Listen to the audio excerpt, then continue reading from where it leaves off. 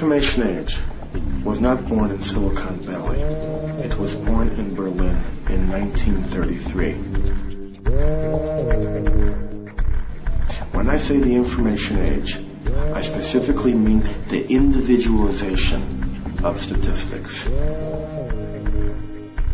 This leap across the labyrinth of human understanding occurred when the Hitler regime wanted not only to control its population, but to persecute its individual citizens.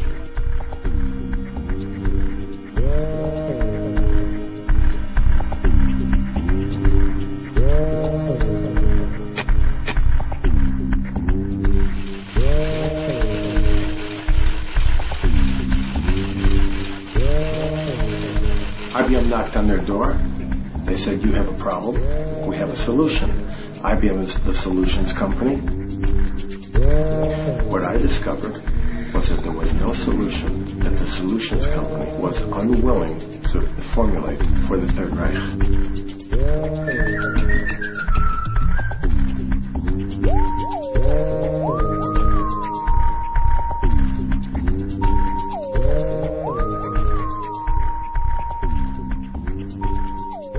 IBM was, of course, aware what the technology was being used for, because they had to ask not only what information was to go into a punch card application, but what information the Nazis wanted to bring out of it. By cross-tabulating 24,000 cards per hour, the Reich could quickly identify exactly how many Jews of Polish extraction were in Berlin.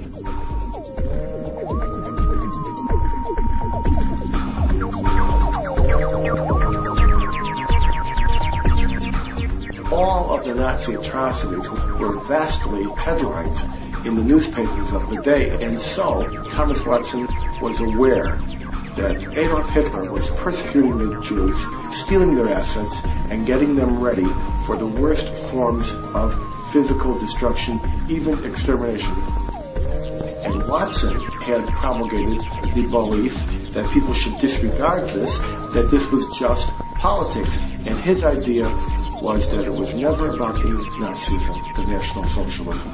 It was only about the money. And what he told people is, ignore the morality, go for the money. It was the almighty dollar. There is an almighty, and his name ain't dollar.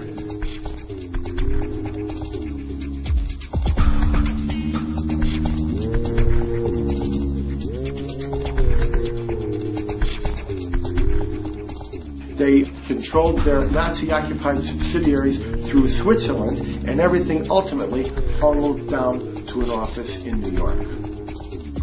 It was globalization before you knew the word existed. It was globalization before the word appeared in the English language.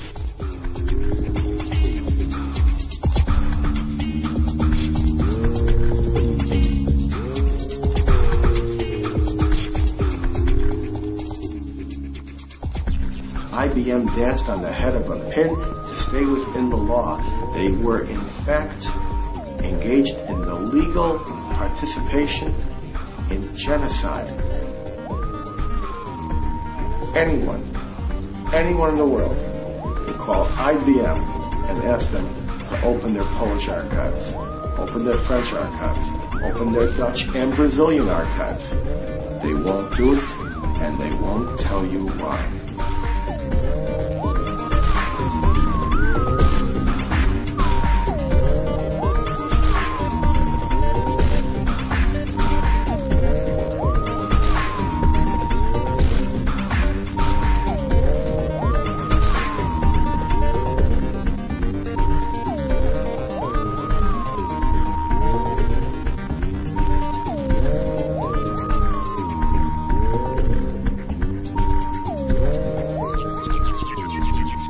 People discern atrocities. They see the redness of the blood.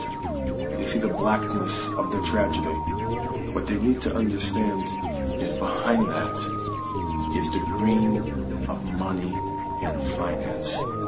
And we need to draw a line, a moral line,